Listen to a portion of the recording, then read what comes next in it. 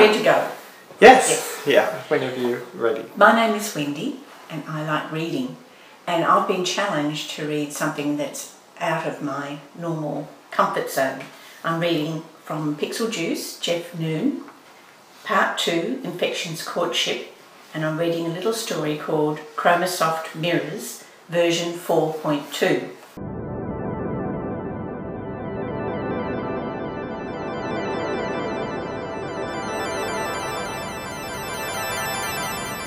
The dramatic rise and fall of the Chromosoft empire has already been expertly charted, especially the part that Mirrors version 4.2 played in the short and dramatic end. I offer the following story as a more human addendum to the official history. It may illuminate a dark passage, if only with a single beam of truth. Concerned as they are with the bigger picture, none of the excellent histories have managed to reveal the actual person responsible for that final and terrible error. It was, of course, Chromosoft's policy that all mistakes be veiled by a collective responsibility. My grandmother, Elsa Gretchen, died before I was born. Any knowledge I had of her life came through borrowed memories until my discovery of her private journal. I did not go into details of this discovery except to say that the primitive nature of the recording medium necessitated the expensive purchase of an antique CD-ROM player.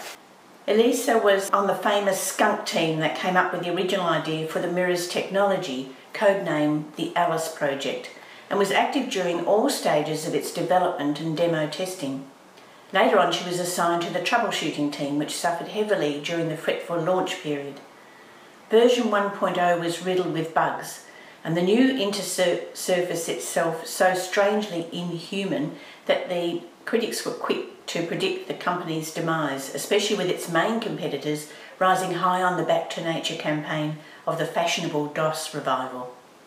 Version 1.1 eyed out some of the problems, and version 1.2 introduced the new feedback loop dynamics. It was the major relaunch with version 2.0 that really kick-started the product's unprecedented success. With a brand new interface, greater thought recognition software, and an inspiring marketing campaign centred around the slogan, Chromosoft Mirrors, where's your head today? The whole world turned in to gaze in upon itself. The problem with Windows, the most famous interface prior to Mirrors, was that the more advanced it became, version 491.7, the more difficult it was to use.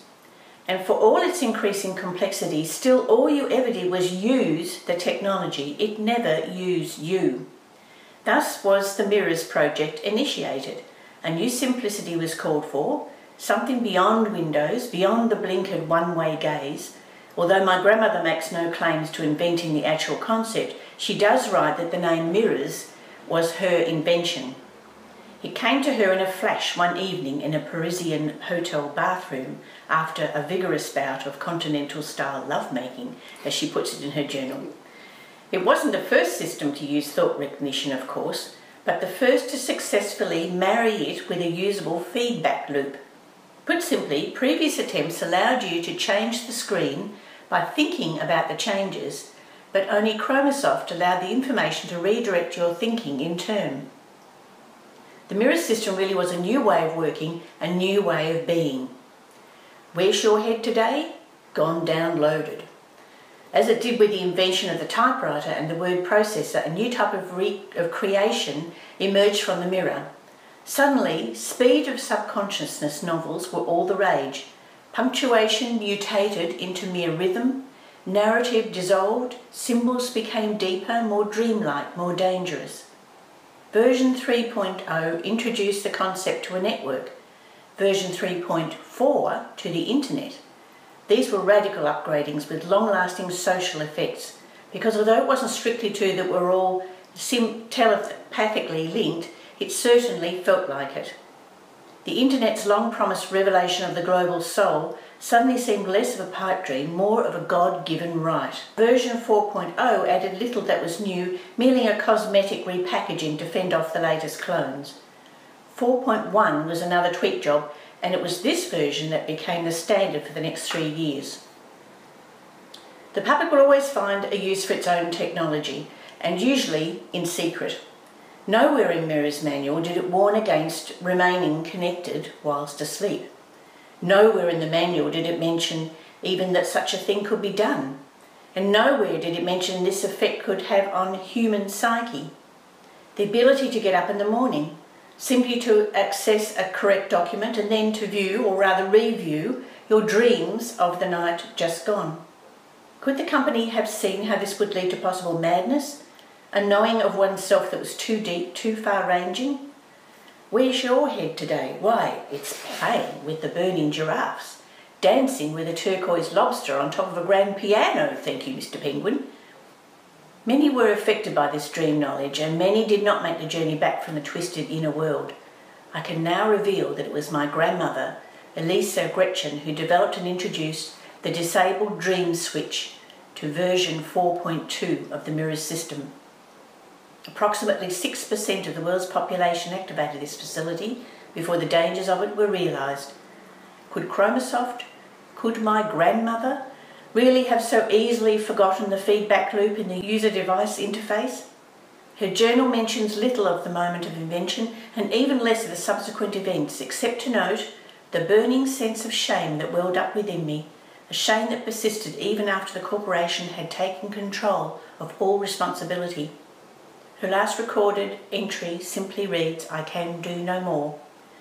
Chromosoft Mirrors was taken off the market by government order, and all existing devices were recalled and trashed. By then it was too late for the 6% who had already succumbed to the censoring loop, those darkened, veiled unfortunates who would never dream again. I hardly need add that my grandmother was one of those unfortunates.